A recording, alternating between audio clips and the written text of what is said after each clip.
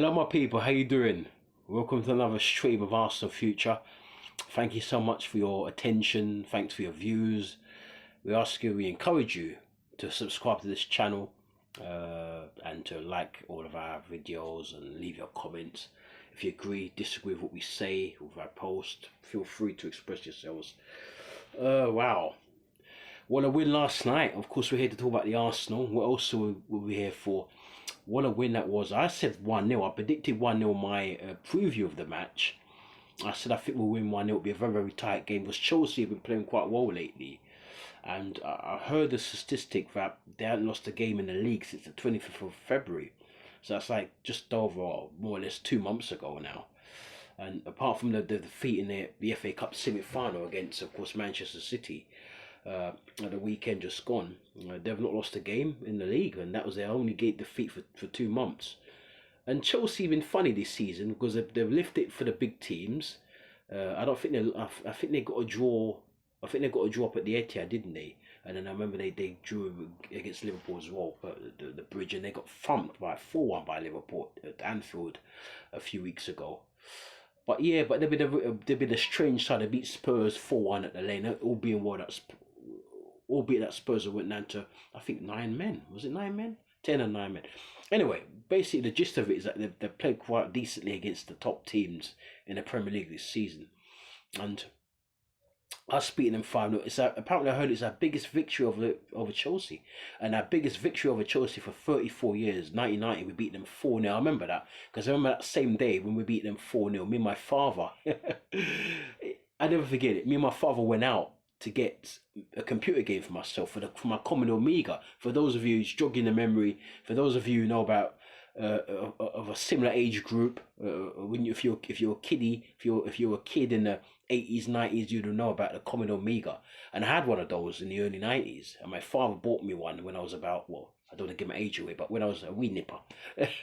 And I wanted a game, Kickoff. For those of you out there who remember, there's a game called Kickoff 2. I love that game, football game. And my father took me. The shop is not there anymore. A shop up in central London, what used to sell all these computer games. And I remember that same day we went out, we beat Chelsea 4-0. I never forget it. Anyway, we're just reminiscing and being a bit nostalgic. But yeah, but we battered Chelsea 5-0. We wanted 6. I heard a lot of people say on some of the streams, like AFTV streams, Curtis Shaw streams, and 1 or 2 others, that they wanted us to avenge the 6-0 defeat that Chelsea inflicted upon us when Wenger was celebrating his 1,000 game. It was a few years ago at Stamford Bridge, and Chelsea went about beating us 6-0. I remember it was a sunny day, and they beat us 6-0, and then our fans wanted us to inflict a revenge of a similar scoreline, if not even more. But I would have taken 3-0. I would have taken 3-0. I definitely would have taken 4-0, and of course 5-0 is awesome. But after me predicting 1-0, I mean, anything, this is just a dream. But I just hope that this is just not just, we're in a moment now where we're really happy, we're really joyous, and we're really jubilant, and we're really elated that we've won this game by a handsome scoreline. I'm just hoping that when we at the end of the season that we're celebrating our 14th championship title, because I'm tired of waiting for Arsenal to win this title. I've been waiting ever since 2004, and we've come close a couple of times during that time. We should have won it last year. We probably should have won it also in 2016 when Leicester won it. A lot of people, when we beat Leicester at the Emirates, a lot of us thought we were going to go on to actually go on and win the league, but we screwed it up. We screwed it up and we threw it away. We also came very close in the 2007-2008 season. It was going well, and then that issue with William Gallas, the sit-in, after throwing away a 2-goal lead, and of course Eduardo's leg break as well. And that was another good chance for us to win it. So we've had a few chances to win it since 2004 when we last won it. And I can't keep waiting. I'm tired of waiting. Man City have won. If they win it this season, this will be their 8th title since we last won ours. Because this will be Pep's 6th title, and then of course they won it under Pellegrini in 2014, and of course in 2012 with Aguero under Mancini. And so since we've last won it, you would have thought that Man City would have won 8 in that time. We wouldn't have won any. And of course, things have changed a lot with Manchester City because, of course, they have been taken over by some of the richest people in the world, the Arabs, of the Middle East, the Dubai group have taken, and they've gone from strength to strength. They've done things that we've never. They've won the Champions League. They've won a treble. We've won a few doubles, but we've never won a treble before. We've never even won a Champions League, and so they've kind of like eclipsed us in certain aspects of the game. But we're still a bigger club than them. We still have a much stronger history than them. And Chelsea were another club who actually, before Man City were taken over, were the team that were really up there, and the team with Man United's tell, because they're winning stuff even more than us. So I want this title. I want it so bad, and I'm willing to pray for it. I just want us to win it, and I'm sure those of you out there in watching this, fellow Arsenal supporters, badly want us to win this title as well, because I can't go another season without winning something, man. It's just, and we need to win a title. We really do. It's all about winning trophies. And for me, we've been the best team in the Premier League this season. City could pip us to it, but for me, we've been better than City. We really have. And I'll be really annoyed if we allow them to nip in and win it after losing to Villa a couple of weeks ago. Well, it was last week, actually. It was last week, wasn't it? It was a week, yeah. So a week and a half ago now. So let's see if we can actually turn this thing around, and let's see if we can actually go about and win this. It'd be so good if we can win it. So it's 5-0, 2 goals for Kai Havertz. Of course, the first goal scored in 4 minutes by Leandro Trossard, the man who doesn't complain, the man who doesn't always play. And sometimes Arteta plays him as a false nine, and sometimes he plays him on the left hand side. I've even seen him play on the right hand side sometimes. So he got us off to a wonderful through ball for Martin Odegaard, who's been absolutely balling lately. Martin Odegaard, he's been absolutely brilliant for us, and then he deserves to win a title. So too does Declan Rice. Those two deserve, and also I'd throw Gabriel in it, because Gabriel's been a beast for us. I think he's been the better of our two centre halves this season. I put him ahead of Saliba. Saliba's got the highest ceiling, obviously, but for me, Gabriel has been our best defender, and I think Ben White's also played well. In fact, most of our players have played excellently this season. A few exceptions, but majority. There's been, I think it's a toss up between probably 5 or 6 of our players who you could say could probably be a contender for, of course, player of the season. Of course, Martin Odegaard is in that conversation. Declan Rice is in that conversation. Possibly Gabriel was in that conversation. Maybe Trossard as well. He's been brilliant, Leandro Trossard. And I'm not sure about Martinelli, because Martinelli was quite good last season, but this season he's been a bit indifferent. He's been in and out of the team as well this season, but he came on against Man City some months ago and scored that winning goal. But he's not been exceptional this season. He's been playing in fits and starts. The same as Saka.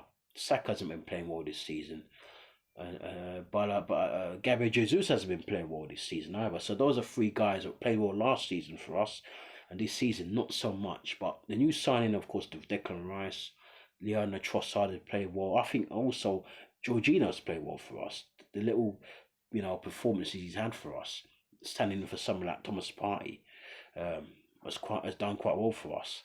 And of course, Thomas Partey himself played yesterday, and that's the first time that this season, Arteta's actually played a midfield 3 of Martin Odegaard, Declan Rice, and Thomas Partey. Thomas Partey is a 6.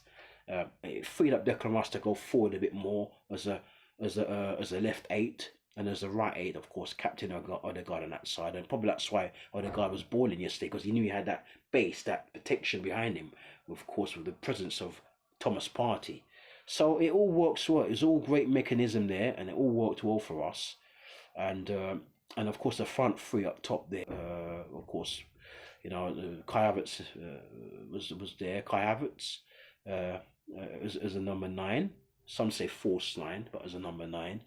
And he showed a lot of pace yesterday, Kai Havertz.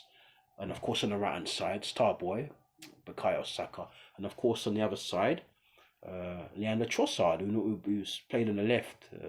And so I was very happy with that, with the performance. We played really well yesterday, especially Captain Odegaard. I think maybe he was the man of the match yesterday. Ben Wright played well as well. I don't think he meant the goal, I think this did he score? Was it the fifth goal he scored? I think the fifth goal.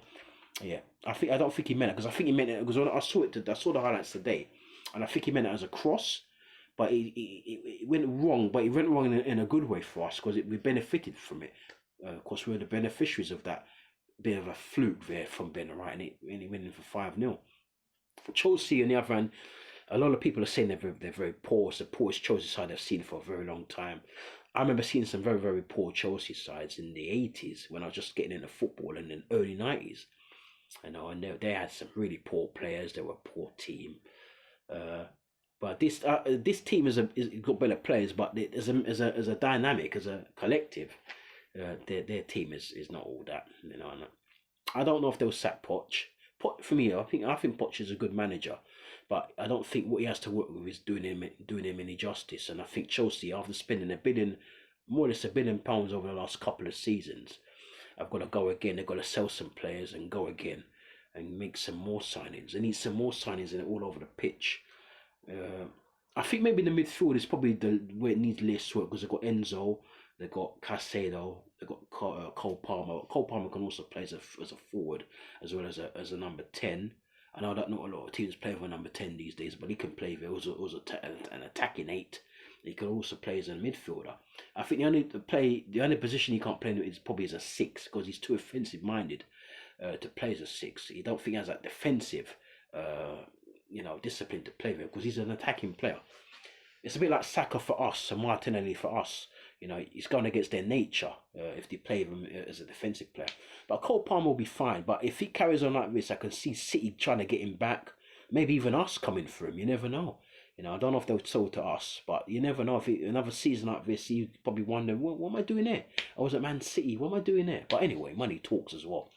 So I'm so happy that we won. I just hope that it means that we're going to win the league. I'm tired of these types of performances, and at the end of it, there's nothing to show for it, and we allow Man City to win another title again. I really, really, and a lot of people say that we could win it next season. I can't wait another season. That's another year.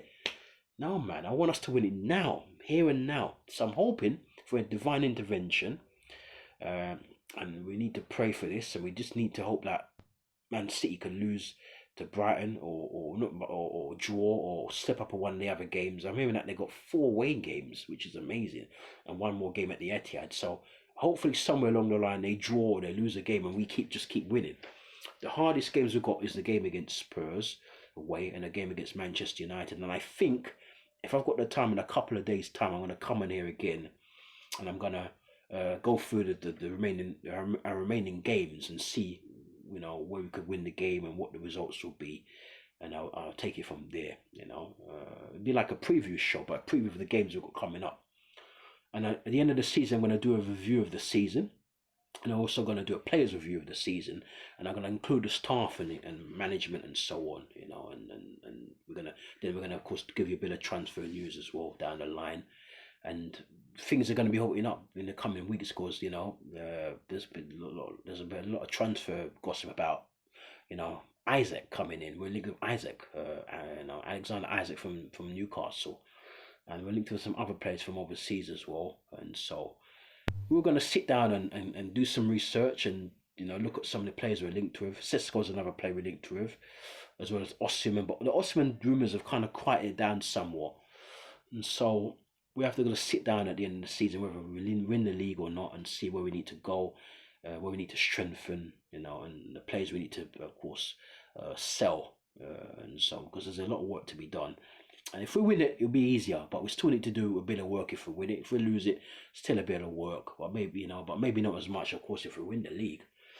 And because I want to win the Champions League as well. That's what I want. I want to win the Champions League. And so, my people, you take care of yourselves, and it's a great win for us. I'm so happy. I'm so gassed about that because I didn't see 5-0. I said 1-0 would be a hard fought 1-0, but I'm so happy that we won that game. And then, of course, the way we played from the off, and that's what I like. We missed a lot of chances in the first half, and people were saying that we need to score this second goal. And at the end of the day, it did happen, and we came out. We scored a second goal, and then I think Ben Wright scored a second, and Havertz scored a third.